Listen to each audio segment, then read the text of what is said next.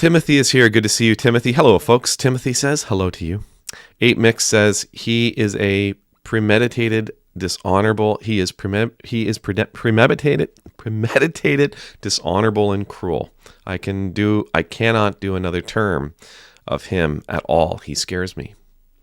You know, I had an interesting, not even a conversation. Somebody sent a comment, put a comment on the channel this week where they said, I don't understand why everybody's so afraid of Trump. And my response was, well, do you want to know? And that was it. Crickets. Nothing. The people that I've encountered pastorally, the people that I've had one-on-one conversations with who've brought up the election are genuinely afraid. They're afraid because they don't know, they don't believe that they will be safe with another Trump term. Now, I don't really understand why his side doesn't see this. They're afraid not only that their rights are going to get pushed back, they're afraid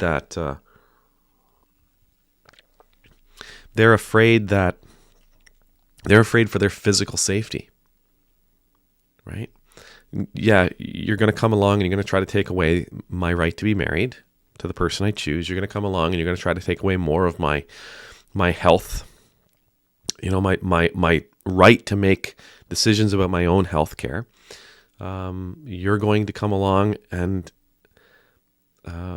make decisions about whether or not I am allowed to exist. Like, it really is, for some people, it really is an existential question. If he gets elected again, will I be allowed to be? Now, his side might say, well, he's never said anything like that. Yes, but you have to understand the bans, the book bans, the changing of laws, the ostracization of people, the isolation of people, the taking away of certain rights. All of that sort of gives us an indication of the direction we're going. And that direction looks like 100 years ago. And it looks worse. So, yeah, a lot of people are really afraid. If I were a Republican policymaker, take that into consideration. It's the same as in the church. I bump into a lot of people who will tell me the church has hurt them. A lot of people will tell me that the church has hurt them, that they've been harmed at the hands of priests and pastors and ministers of just congregations. I had conversations this week with 2 or 3 different people who described to me trauma that they experienced in church. I know people, I told you a story before about me being in an elevator, and when the guy saw that I was wearing a collar, he went off, hell no, I ain't getting in that. He had a bad experience with the church, he had a bad experience with the priest, and he wasn't going to be in the elevator with me because I'm a priest. For us to dismiss it, oh, well, that's just silly. Or, oh, yes, but that happened so long ago. Or, nobody said that's going to happen, and it may not. When people come to us and say they're afraid of religious people, when people come to us and say, I'm afraid of Christians, we as Christians, we as religious people should take it seriously. They're not saying they're afraid of you. They're not saying they're afraid of me. They're saying they're afraid of Christians. Why are you afraid of Christians? Because Christians say really ugly things to me. Christians say really nasty things about me. Christians tell me things that aren't loving, and they are quite hateful towards me and towards people like me. We should be listening. The Republican Party right now, there are people who are, again, it's not a matter of, well, I'm afraid they're going to take us into socialism. They're going to turn our country into a communist haven. Okay, that's an unfounded fear.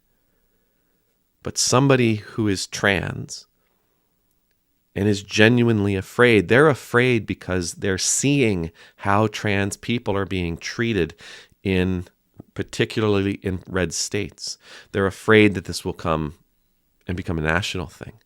They're afraid because the people whose vitriol is unleashed as the result of Trump's rhetoric, they may be willing to go out and actually do something more than just call people names.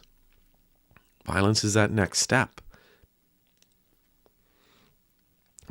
They're afraid because the world is becoming, because of Trump's rhetoric, seems to be becoming more vitriolic and impulsive. And hate and anger seem to be much more acceptable. If I were a Republican strategist, I'd be listening. I'd be listening to the perceptions that the more left-leaning crowd might be expressing. I'd be listening to those people who say, I'm afraid of a second Trump term. Because if you don't, you're missing a golden opportunity to understand how many in the world perceive you. And it isn't righteous. It's not righteous. It's not truth. It's not godly. They see you as tyrannical. They see you as a real existential danger in their lives. Amen.